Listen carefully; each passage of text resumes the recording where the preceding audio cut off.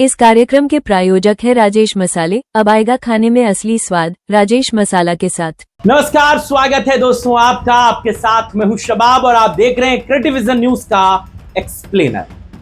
कहते हैं सियासत में सबसे खतरनाक दुश्मन वो नहीं होता जो आपके सामने खड़ा होता है, बल्कि वो होता है जो कभी आपसे सबसे करीब रहा हो और आज आपसे दूर हो। कल तक जिन पर सबसे ज्यादा भरोसा था, आज वही पार्टी के लिए सबसे बड़ा खतरा कैसे बन गए हैं।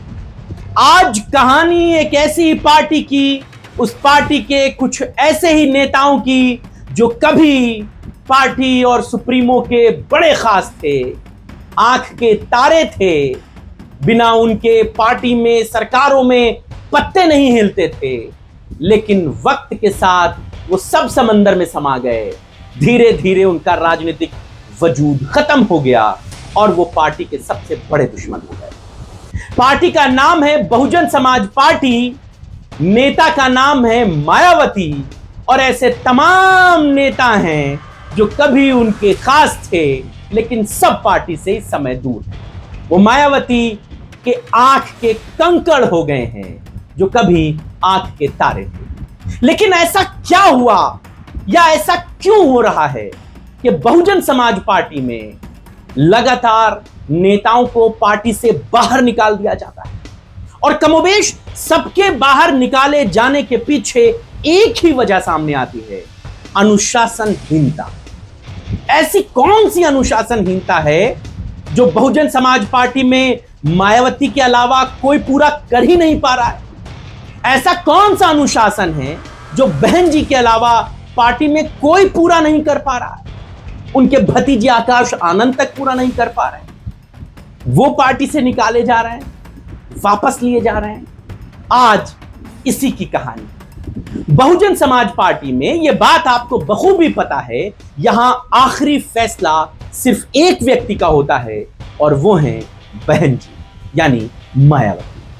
लेकिन आज सवाल किसी एक फैसले का नहीं है, सवाल बसपा के उस पैटर्न का है जहां पिछले 10 सालों में बीएसपी की राजनीति को अगर आप गौर से देखेंगे तो यह बात आपको समझ में आएगी कि एक बात बार बार रिपीट हो रही है। वो बात है वो नेता जो कभी मायावती के बड़े खास थे, बड़े सिपह सालार थे, दाएं बाएं रहते थे, वही कुछ समय बाद पार्टी से बाहर हो गए।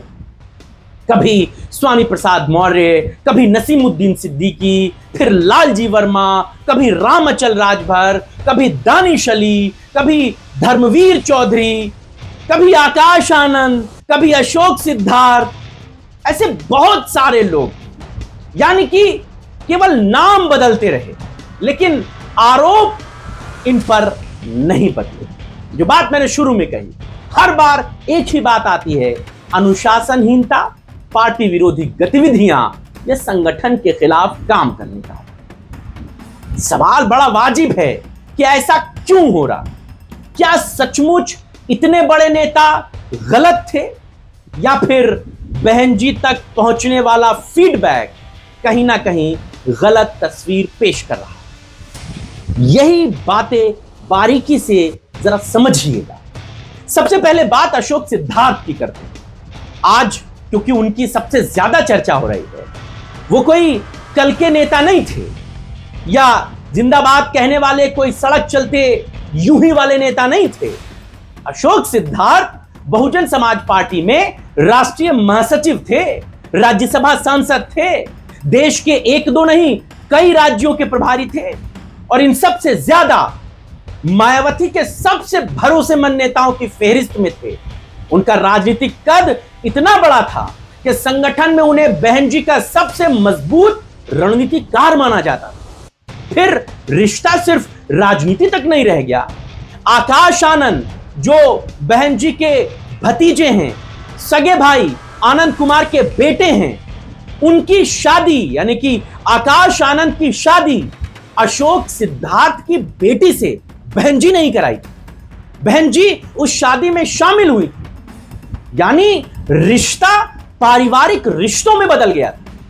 उस दौर में शायद ही किसी ने सोचा होगा कि एक दिन ऐसा भी आएगा कि यही नेता हमेशा के लिए पार्टी से बाहर निकाल दिया जाए। कहानी ने अचानक मोड़ यूं ही नहीं ले लिया। तारीख थी 3 मार्च 2025। मायावती ने सबसे बड़ा राजनीतिक फैसला लिया था। उन्होंने अपने उत्तराधिकारी माने जा रहे अपने भतीजे आकाश आनंद को ही पार्टी से बाहर निकाल दिया। अपने बयान में मायावती ने कहा था कि आकाश आनंद अपने ससुर अशोक सिद्धार्थ के प्रभाव में काम कर रहे हैं और पार्टी हितों से ज्यादा एक समानांतर शक्ति केंद्र बनाने की स्थिति पैदा हो रही है। यह बीएसपी के इतिहास का सबसे चौंकाने वाला फैसला था। आकाश आनंद और अशोक सिद्धार्थ दोनों पार्टी से बाहर थे। हालांकि करीबन 40 दिन बाद आकाश आनंद ने सार्वजनिक रूप से इस बात की माफी मांगी। 13 अप्रैल 2025 को उनकी पार्टी में वापसी हुई। मई 2025 में उन्हें फिर से चीफ नेशनल कोऑर्डिनेटर बना दिया गया। इसी के साथ अशोक सिद्धार्थ भी पार्टी में लौटा है। आकाश आनंद पार्टी में लौटे पूरी ताकत के साथ, अशोक सिद्धार्थ भी पार्टी में लौटे। बहन जी का विश्वास उन पर से खत्म नहीं हुआ था। उन्हें पहले फरवरी 2025 में हटाया गया, फिर सितंबर में मौका मिला और फिर 2 अगस्त 2026 को अशोक सिद्धार्थ को हमेशा के लिए बहुजन समाज पार्टी से निकाल दिया गया। मायावती ने साफ लिखा कि अब अशोक सिद्धार्थ की कभी पार्टी में वापसी नहीं होगी। जिस दिन अशोक सिद्धार्थ को पार्टी से निकाला गया, उस दिन एक और बड़ा झटका बहुजन समाज पार्टी को लगा। अशोक सिद्धार्थ के साथ रणधीर सिंह बेनीवाल भी पार्टी से बाहर निकाल दिए गए। वक्त याद कीजिए, साल 2025 का था, मार्च महीना था। मायावती ने अपने भाई आनंद कुमार को हटा करके रणधीर सिंह बेनीवाल को नेशनल कोऑर्डिनेटर बनाया था। यानी जो कल तक सबसे भरोसेमंद था, आज वही अनुशासनहीन हो गया। और उन्होंने ऐसी अनुशासनहीनता कर दी कि वो पार्टी से बाहर कर दिए गए। लेकिन बसपा में ये कहानी कोई आज की तो है नहीं। आप बहुजन समाज पार्टी का इतिहास उठाकर देखेंगे तो आपको यही पैटर्न बार बार दिखेगा। थोड़ा आपको फ्लैशबैक में लिए चलते हैं। साल था 2016 का। नाम है स्वामी प्रसाद मौर्य। मायावती के सबसे बड़े ओबीसी नेता थे। सरकार में मंत्री रहे थे, विधानसभा में नेता प्रतिपक्ष रहे थे, संगठन में राष्ट्रीय महासचिव रहे थे। लेकिन 22 जून 2016 को रिश्ता खत्म हो गया। उन्होंने पार्टी छोड़ दी। बहुजन समाज पार्टी ने भी कहा कि हमने तो उन्हें पहले से बाहर कर दिया था। स्वामी प्रसाद मौर्य ने प्रेस कॉन्फ्रेंस करके बाकायदा ये कहा कि बसपा में टिकट बेचे जाते हैं, इसीलिए मैं पार्टी छोड़ रहा हूं। इसके बाद साल आया 2017 का। दूसरे बड़े नेता थे नसीमुद्दीन सिद्दीकी। मायावती सरकार में सबसे ताकतवर मंत्रियों में शामिल थे। 1-2 नहीं, 18 विभाग के मंत्री थे। बहुजन समाज पार्टी में सबसे बड़े मुस्लिम चेहरे थे। संगठन में भी बड़ा पद था। लेकिन 10 मई 2017 को अनुशासनहीनता के चलते, पार्टी विरोधी गतिविधियों के चलते और अवैध धन उगाही के आरोपों के चलते पार्टी से निष्कासन हो गया, बाहर हो गए। साल आया 2021 का। 2 बड़े चेहरे एक साथ बाहर निकाले गए। पहला नाम था लालजी वर्मा, दूसरा नाम था रामअचल राजभर का। लालजी वर्मा तो बहुजन समाज पार्टी की सरकार में वित्त मंत्री रहे थे, संगठन में राष्ट्रीय महासचिव रहे थे। रामअचल राजभर भी बड़े कद के नेता थे।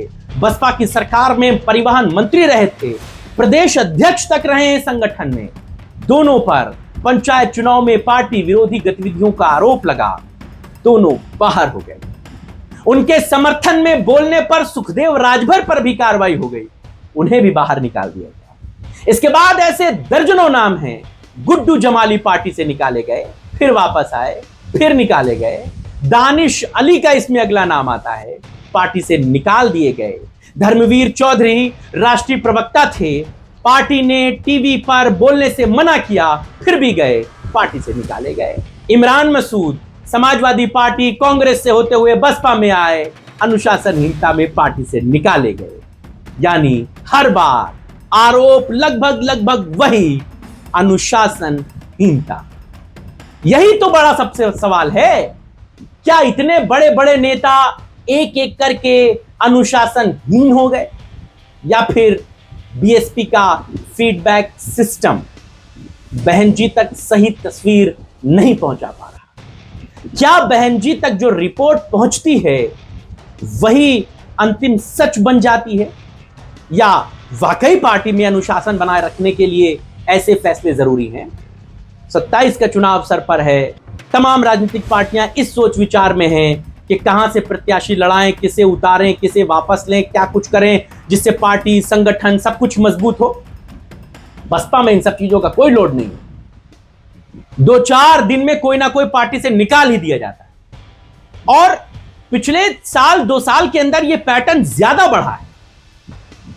लोग कहते हैं कि उत्तर प्रदेश में बहुजन समाज पार्टी हाशिए पर है, बावजूद इसके ये फैसले बड़े धीर गंभीर, और इन सवालों का कोई आधिकारिक जवाब भी नहीं।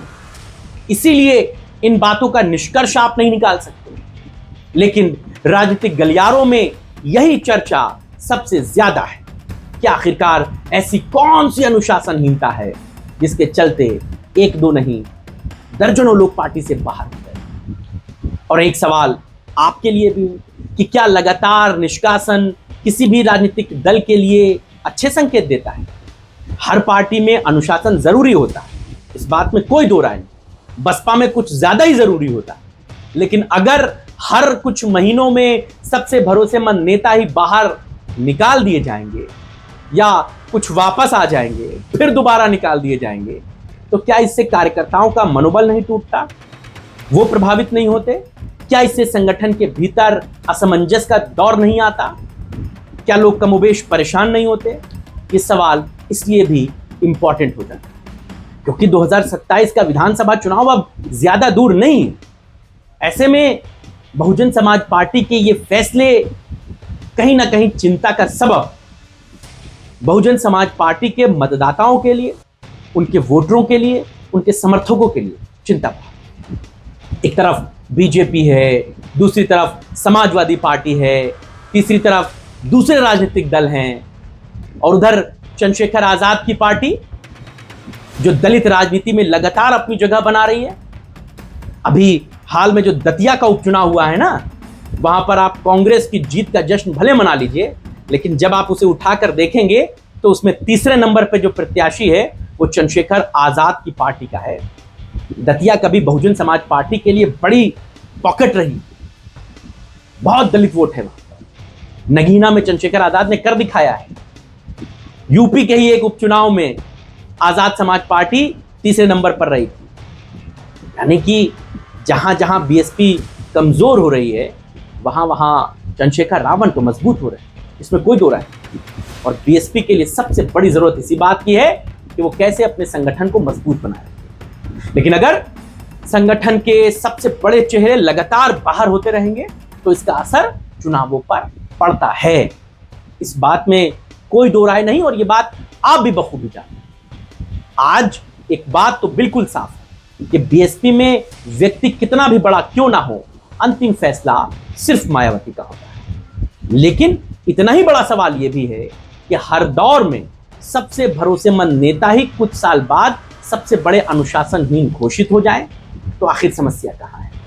नेताओं में है, संगठन में है, या फिर फीडबैक के सिस्टम में, या फिर बदलती हुई राजनीति में? इसका जवाब तो 2027 का विधानसभा चुनाव देगा। लेकिन ऑपरेशन बीएसपी जारी है, और सवाल अब भी वही है कि अगला नंबर किसका? आप बताइएगा किसका और क्यों? इस वीडियो को बनाने में मदद की हमारे सहयोगी सुशील कुमार। अभी के लिए इतना ही। आपको ये रिपोर्ट हमारी कैसी लगी हमें जरूर बताइएगा। अगर आपके पास भी कोई खबर है जिसे आप स्क्रीन पर देखना चाहते हैं तो कमेंट बॉक्स में हमें वो खबर लिखिए।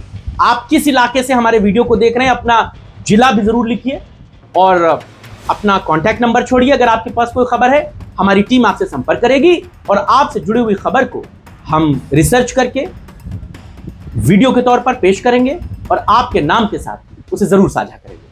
अभी के लिए बस इतना ही। इजाजत दीजिए। नमस्कार।